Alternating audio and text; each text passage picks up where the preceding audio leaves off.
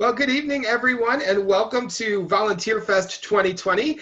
I know it's a little bit unusual, and we'd much rather be in person, but we are grateful that we at least have the technology and the ability to do this, so you can still hear the needs of these agencies who are looking for people to help out and to continue to do the great work that they do in the community.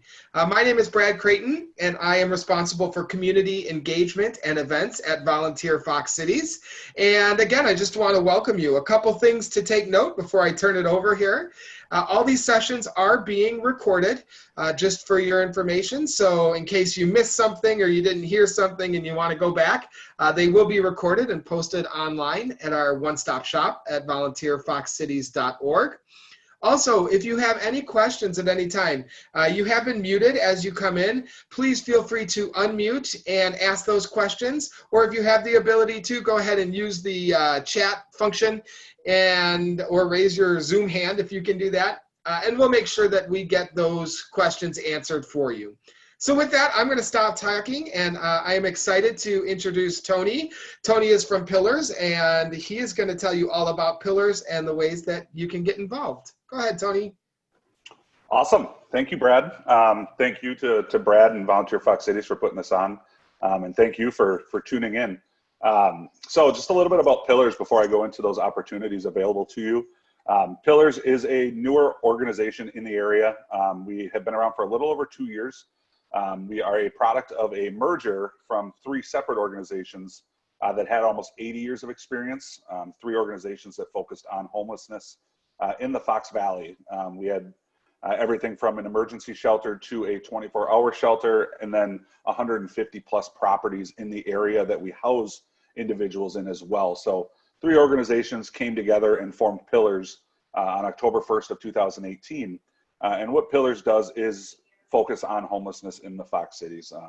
Anyone who's facing homelessness, coming out of homelessness, or it's their first time, their first homeless experience, we're there to guide them and help them on that path out of homelessness, whatever that may look like on a case-by-case basis. We have 2 shelters in the area. We have an adult shelter on West College Avenue. That is an overnight shelter. We open up at 4:30 in the evening and close at 8 o'clock in the morning, 7 days a week. We have an adult and family shelter for anyone at any age, at any point in their life. And that is a 24-hour, 7-day-a-week shelter, really because we do have young ones in that shelter as well who don't have school, don't have work, or any other place to go. So we want to make sure they have that safe place. We also have a resource center. A resource center isn't an overnight shelter. It's not a place for individuals to come and sleep, but a place for folks to come and receive services needed to help them along their path, whether that's meeting with the case manager or meeting with someone from Fox Valley Tech, a volunteer who's there to help someone get involved in adult education. We have service dogs that come in and provide puppy love. So not all of our volunteers are human. Some have 4 legs and fur and are very lovable. And then with our resource center, we also have all of our housing units in the area too. So that's kind of that last step in the homelessness cycle, is finding a home and finding a self-sufficiency way of life for individuals that come to our shelter. We have 152 living units in the area right now. Living units is a bedroom with a roof over their head and a place to lay their head. So we do have an apartment unit that has 30 different living units, and then we have 1-bedroom houses. We have 1-family homes, each consisting of multiple units in those. So 152 in the area as well, all trying to serve the homeless population in the Fox Cities. Now, I'd be wrong if I said our staff wasn't phenomenal. We have 60 people on staff that come to work every day to change the lives of the folks in the Fox Cities. However, as you know, with nonprofits, we do rely heavily on volunteers to come in and supplement our staff and make sure that our staff's able to get things done while also serving the clients in the shelter. So what I'll do right now is just kind of go over some of those opportunities with you. I will talk about the individual and the group opportunities, as well as the safety measures we've put in place given everything that's going on right now. And then talk about the next steps and what I ask of you before becoming a volunteer, because there isn't this isn't the be all end all. There is a process that we ask you to go through, and some more information that I like to give folks as well. So I will begin here. We'll start with our individual opportunities. So we do have 3 opportunities right now that are available to volunteers. These are our regular opportunities. We do have more as well, but they're more specific and specialty opportunities. And you can learn about those in orientation. But we have the front desk assistant, the late night host, and then our breakfast host. The front desk assistant is one of our more popular opportunities. The front desk assistant is the face of the organization. If you're at the adult and family shelter or the resource center, you're the first person that clients, donors, volunteers, and visitors see when they enter the door. One of your main tasks there is to answer and redirect phone calls and in-person inquiries. The phone is off the hook just about every day with folks wondering how they can help the community by coming in and volunteering, or individuals who are looking for services. So you're answering a broad range of phone calls and directing those phone calls to people on staff and services throughout the community. The in-person assisting with donors, clients, and visitors as well. At each shelter, the front desk has laundry soap. It has vouchers of individual needs that clients request. So you're there to make sure that they're receiving those needs when they come and request those items. And then just directing them to any staff that may be in the building that they have a meeting with, and calling the staff and letting them know that they're there for their appointment, or that a family of 5 is here for an intake at the adult and family shelter. And then the other one too, it's a minor one, but it's a very important one as well. And that's just ensuring that everyone's signing in and out at the facility too. In case we need to evacuate for whatever reason. You know, the weather around the area can get crazy at times, whether it's a windstorm or someone pulled the fire alarm at the adult and family shelter. Sometimes we need to evacuate, and we want to make sure we know who's in the building, and that's visitors being volunteers and donors, but also the staff and the clients. So just making sure you're greeting everyone, asking them to sign in and sign out when they leave, and then helping them along the way. These pictures here are 2 of my favorite pictures. The gentleman on the left is Frank. He's been volunteering since the adult and family shelter was the emergency shelter of the Fox Valley, and that's been for over 20 years. And then the individual on the left there is Brady, who's now a staff member, but started out as a volunteer at the front desk. And then, of course, we have Duke, the therapy dog at the resource center. So every day is different. Sometimes you're interacting with clients. Other times the dogs are coming up looking for treats. So always a fun time at the front desk. The schedule here is pretty much the same at both locations. The adult and family shelter and the resource center have 2-hour minimums. So that is just that. It's a minimum. If you want to volunteer for 4 hours or 6 hours, you're more than welcome to. But we do have a 2-hour minimum at both locations. And that just gives staff the time to go up and get things done throughout shelter. Because without someone at the front desk, they would be at the front desk. So this at least gives them 2 hours to go and make sure everything's operational in shelter and client needs are met. The time is different at both locations. So the adult and family shelter has daily opportunities from 7:30 in the morning until 9 o'clock in the evening. And then the resource center from Monday to Friday has opportunities from 8 a.m. to 4 p.m. And that is yours truly behind the front desk at the resource center. You can see there we have plastic dividers, face masks, and sanitizer available. One of the safety measures I'll touch on here in the coming slides. The next opportunity is our late night host. The late night host is at the adult shelter. They're tasked with 3 main objectives throughout their shift. The first one being preparing bagged lunches for clients who are going to work or going to school the next day. We want to make sure that they have the same opportunity to sit with their coworkers, sit with their classmates, and enjoy lunch and kind of build that camaraderie and give them a sense of stability in their life given their current situation. And then on the other end of that, you're preparing leftover plates for those same clients who are returning after dinner from work or school, and making sure they're receiving the same food that those who maybe didn't go to work that day or didn't go to school that day received earlier in the evening. And then the big deterrent, but I promise you it's not that terrible, is assisting with shelter laundry. You'll see in big capital letters, no folding is involved.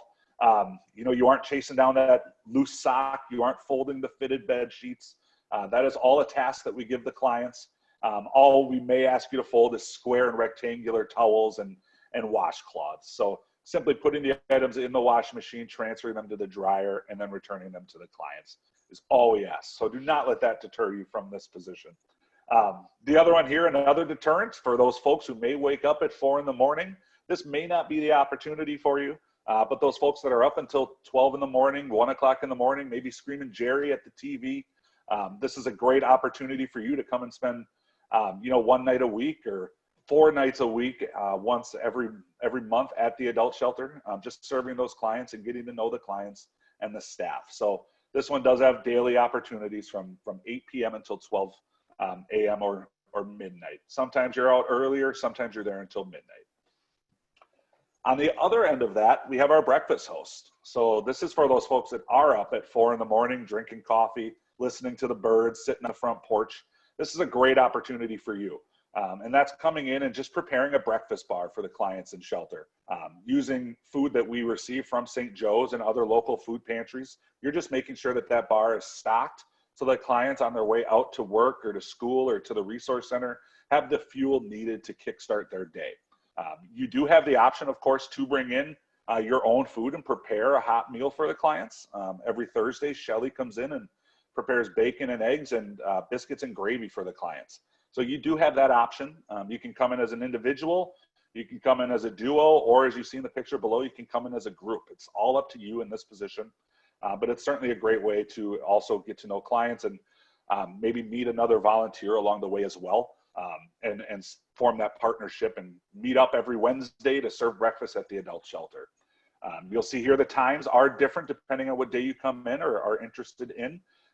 Monday through Saturday, the opportunities from 5:30 to 8:30 in the morning. And then on Sundays, because we close a little later, the opportunities from 6:30 to 8:30. And those happen, as you can see, every day at the adult shelter.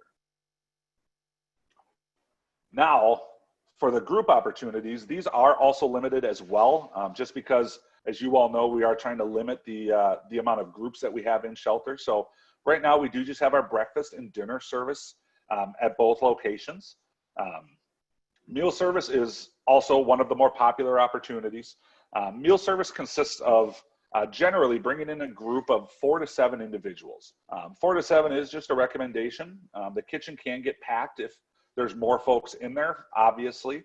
But if there's 10 Boy Scouts that are serving at the adult and family shelter, they aren't going to take up as much space as 10 of me in the adult and family shelter kitchen. So that is all up to you and how comfortable you're serving with that larger group. And what we ask is that you provide clients with a healthy and nutritious meal at shelter. And that's just, again, we want to make sure that they have that stability. And the last thing they have to worry about is a meal. We want to make sure that that's not on their mind, that they can have that assurance every time they come into shelter. We do ask that if you're able to, that you can provide the meal. If you can't provide the whole meal, maybe you can provide an entree. Maybe you can provide a side dish, a fruit, a vegetable. But if not, we aren't going to turn you away. We do have the ability to get food in shelter. We just need to know ahead of time so that we can have it there and prepared for your group. Right now, we are seeing a little different changing of the guard, I guess you could say, because a lot of our groups aren't comfortable coming in to serve. A lot of the groups are still coming to drop off the meal. And then we have a separate sign up for individuals or couples that want to come in and serve the meal that are comfortable doing so. So if you can't provide the meal, you can still come in and serve. If you aren't comfortable serving, you can still provide a meal and drop it off at shelter. There are many opportunities here for groups, individuals, you and your partner, you and your kids, whatever that group may look like. We do have opportunities here. And then when it comes to serving, we just ask that when you're down in the kitchen, you make sure that the serving station's set up and that you're serving the clients yourself. And that's just to limit the amount of hands that go into the quote unquote cookie jar, right? We don't want 20 hands touching the spatula for the hot dogs and 20 hands touching the dessert tray. We just want to make sure that one person with gloves is there to hand out the food. And then at the end, all we ask is that you clean up your mess.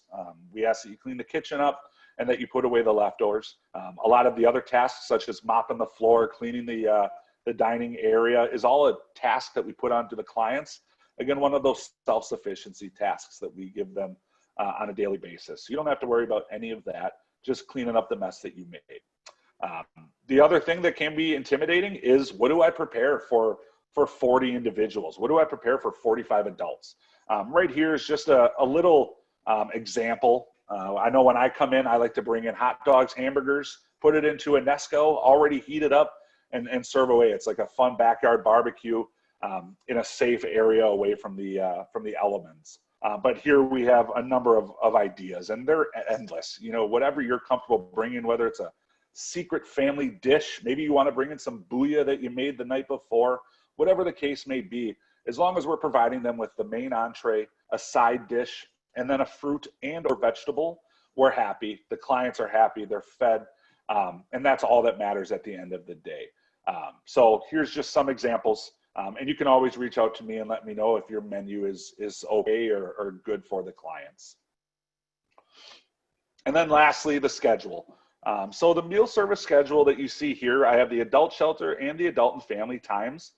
The times that you see here include time to come in and prepare the serving station, get yourself ready, time to actually serve the clients, and then time to clean up at the end.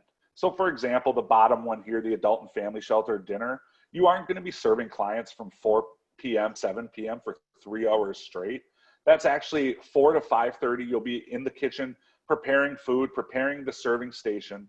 From 5:30 to 6:30, you'll actually be serving the clients. And then from 6:30 to 7 o'clock, you're going to be taking care of the kitchen, putting away the leftovers, and then going home to watch Jeopardy at the end of the night. So all of that is inclusive of everything that's going on in that shift. So just keep that in mind as well when you sign up. You don't have to worry about getting everything prepared beforehand. It can all be done on shelter. We allot for that time. And then obviously the safety measures. I'd be remiss if I didn't touch on these. Some of the things that we put in place here were CDC and Outagamie public health guidelines. Some of them are guidelines that we put in. Obviously the top one here, face masks are required for all those in shelter. That's volunteers, clients, staff, visitors, donors, anyone who steps foot inside. We do daily health screens for staff and clients. We aren't going to check your temperature when we come in, but we do ask that if you are feeling under the weather or you're even just a little unsure, that you stay home for that shift and just let us know. Give us a phone call, send me a text, let me know so that we can plan accordingly. We do make sure that staff and clients are feeling well and pass all of the questions in that daily health screen. As you saw in the picture earlier, we do have protective dividers at the front desks, just again to give you that extra degree of separation. The meal serving stations and the procedures have actually been approved and given the okay from the CDC and the public health departments, and that was in May when we went to a local hotel and shifted all of our operations out of a hotel, and then also when we shifted our operations back to our shelter. So those have all been approved. There's a separation there. There's about 3 feet separating you and the client at the serving station, but then also with the masks and the gloves worn by both parties, it has been deemed appropriate and safe for folks to come in and serve and receive meals. We limited our capacity too. That was one of the unfortunate things, but a necessary measure we had to take. So the capacity is now at about 70% at both shelters. So that's just, again, to create that extra space. And then we also have sanitizers set up at each location too. Again, just an extra safety measure to keep you guys and our clients and visitors safe. The last bit, guys, is the next steps. So what I just showed you isn't all inclusive of the opportunities, and I didn't touch on a lot of the policies and procedures that we have. So my next ask would be that you attend a volunteer orientation. It lasts about 1 hour, and I try and do them every other week. Right now, with the holidays upon us, that's a little more spread out, unfortunately. I'd love to do them once a week, but that's just too much for me to keep up with. So right now, I do have one coming up on December 3rd, and that's actually the last one of the year. And then I'll start doing them every other week, starting in 2021. But they are virtual, so no need to come in person and sit in a room of 20 people. Just like we are right now, you can learn about those opportunities and the organization. And then the link below is where you can find the calendar and sign up for those orientations, but then also learn a little bit more about those opportunities. So pillarsinc.org/volunteer to sign up for an orientation, and feel free to reach out to me at any point. I think Brad put my information in the chat. Feel free to reach out to me if you have any questions. I try and answer as quickly as possible when someone reaches out to me. So again, feel free to do so. I hope I didn't go over time.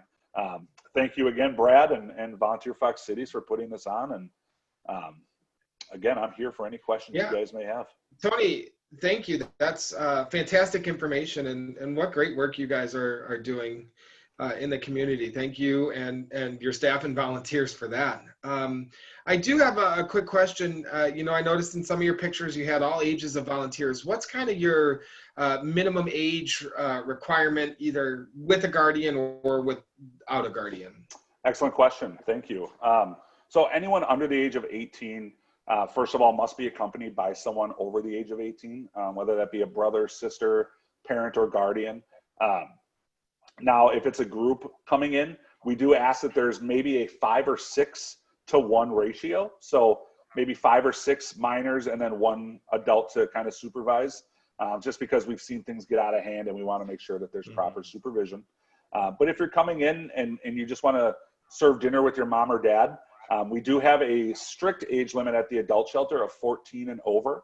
And then at the adult and family shelter, the age restriction is actually 7 and up. And at the adult and family shelter, that's more of a suggestion.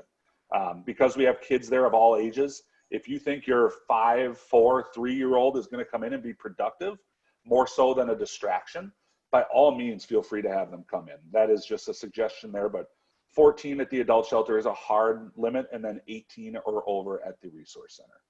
Perfect. And I'm assuming that, you know, let's say I've got a teenager that's in like a National Honor Society or something and needs hours. So our family comes and volunteers. You would sign off on hours for that as well. Absolutely. Yep. So as long as the proper steps were taken to come in and volunteer, those hours will all be tracked. If you come in and just show up one day, that may not be tracked properly, and I can't Sure. I can't ethically sign off on that. So Right. As long as the proper channels were taken, absolutely. Excellent.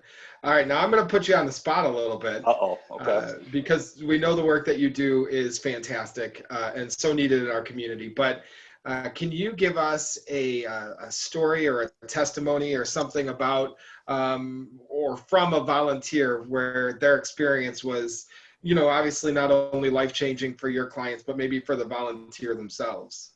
Yeah, absolutely. So I guess it's a general example, but Brady, the gentleman in the picture at the at the resource center with the therapy dog, he came in and he was looking for a job. He was looking for something to keep his time busy. He came in and volunteered with us, and now he's actually a case manager at the adult and family shelter, working directly with individuals who come in, looking for that pathway, that guidance to lead them out of their homeless situation. We see that all the time with volunteers who come in. They end up applying for a job with us because they're so inspired by their time in, their relationships formed with the clients, with the staff, that they want to make that their life's work. They want to come in and continue doing that at a higher level. And then with clients too, I mean, we see so many clients that find their way out of homelessness because they came to our shelter. And then once they're stable and on their feet, I always receive that phone call saying, hey, I stayed at the shelter last year or 2 years ago, and I enjoyed coming in and talking with that front desk volunteer every day. I want to be that person that clients come and talk to every day. Is there a way that I can help give back? So, I mean, you see it on both ends, just folks wanting to give back because of that first experience at Pillars, whether it be as a volunteer or as a client. Fantastic. And what a great compliment to the work that you're doing, that people are moved that much that they benefit from Pillars and then want to give back. That's fantastic. Yep, absolutely. So one more time, I know you just had it up there, pillarsinc.org/volunteer. What about, is there a phone number that someone can call? Yeah, absolutely. I'll type it into the chat right now. Okay. The number, Pillars is on a phone tree. So the main number is 920-734-9192. But then my direct extension is 125. So if you call that number, it's going to give you directions on who to reach and how to reach them. And if you want to just dial 125, that'll get you directly to me. Perfect. And if you didn't see that or didn't get that on the chat, we also have that. You can find that on their website. And we do also have it posted on the one-stop shop for VolunteerFEST too, so you can get all that information. With that, Tony, thank you again for your time, your work.